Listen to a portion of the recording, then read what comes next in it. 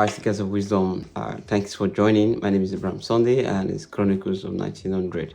So today I'm going to talk about an update to the white paper that was released some time ago. I believe so many of us were still thinking what's going to happen to especially people in the UK already. So consultation is still going on, but from what I gathered, and that's coming from the questions in Parliament, it does seems like people in the UK, they're gonna still go through the 5 years route, which means that if you're already on it, then bingo, you're still gonna get your ILR. Hopefully, when the result of the consultation comes in, but it's looking like that at the moment. However, what can you do to ensure that you don't fail to take advantage of that 5 years route? I know there's a lot of sponsorship that's been revoked and the like, so you might be one of those people, or maybe you're not getting paid the right amount of money. So what can you do? So this is my suggestion. You need to calculate before you apply for ILR. You need to calculate how many days you've left the country, how many days within the year you've left the country within that 5 years. That's number one. Number two is that you must also ensure that you are paid the right salary for that period of time. Peradventure, if probably when you started with the company they weren't paying you enough, or at some point in time you lost a job, you got another sponsorship, so in between that period you didn't get paid enough money, or you weren't paid at all. Now what you need to do is that you need to calculate yourself, right, within that period of time. When is it up to 5 years that you actually worked and you actually make the right amount of money that will make you eligible? Now, it might be 5 years, 3 months for some people might be 5 years, 6 months, some people might be 6 years. Because, for example, if you lose a sponsorship along the line and you have to get another one, and it took you another 6 months to get another one, now you have 6 months in between that you have not actually worked. So that might not make you get it. But because you switch to another sponsor, right, you started again, you went on with the same route and you carry on again, and then maybe another 2 years down the line, that employer lost their sponsorship again, or probably you lost your COS, so you have to look for somewhere else. Now you now have to wait another 3 months or another 6 months again to be able to get another one. By the time you finish that one, your 5 years is not 5 years, because you've lost 6 months in between the first time, and you've lost maybe another 6 months or 3 months in between the second time, which means you have about 9 months gap in between. So what happens when you are 5 years in the country? You shouldn't be applying yet. You shouldn't be applying yet, because by the time they look at your income at the period of that 5 years, it implies that you have not qualified for that 5 years ILR. Now, this is not just for healthcare visa only. This is for anyone that's applying for ILR. So you need to check to ensure that the duration at which you are applying, you can calculate it and it tallies up with the total number of 5 years. Now, if you have a sponsor and probably you got 3 years already and they're giving you another 2 years, but probably because after the first 3 years you had a break in between like 6 months, you might be able to get further extension from that employer.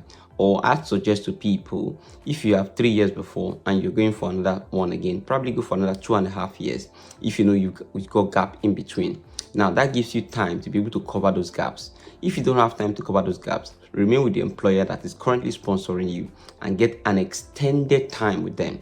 For example, 2 years, 2 years, 2 years, or 2 years, 3 years, and then another 3 years or 2 years.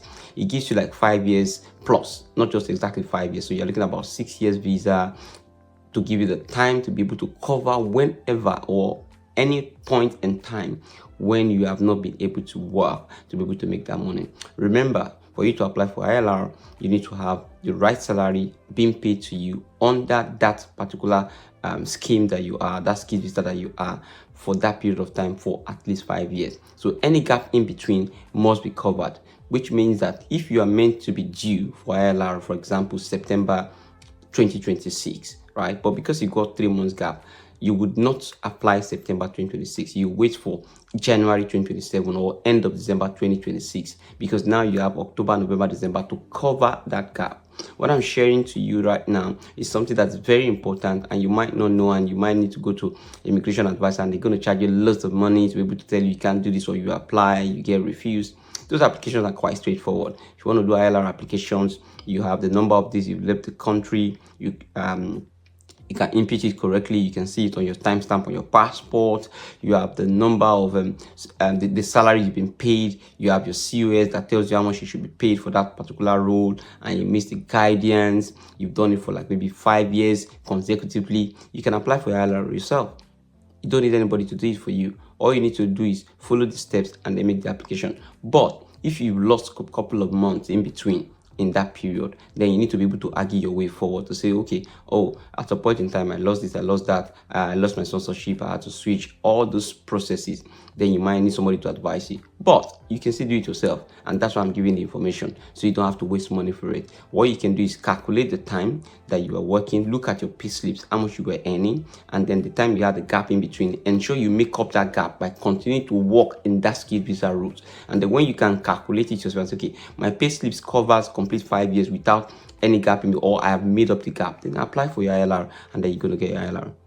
I hope that will help you. Please share with somebody, let them know. You don't need to panic, you don't need to fear. Don't worry, everything will be okay. It's just one of those phases if you are an immigrant in the country. But don't worry, if you need any help or you have questions, feel free to reach out to me. My name is Ibrahim Sunday. It's Chronicles of 1900, and I'm only here to give you information about how you can ensure that you make your life better. Thank you very much. Remember to subscribe, like, comment, and share as well with your family and friends, and comment. Let me know what you think as well. And if you have questions, feel free to reach out. I'm here for you.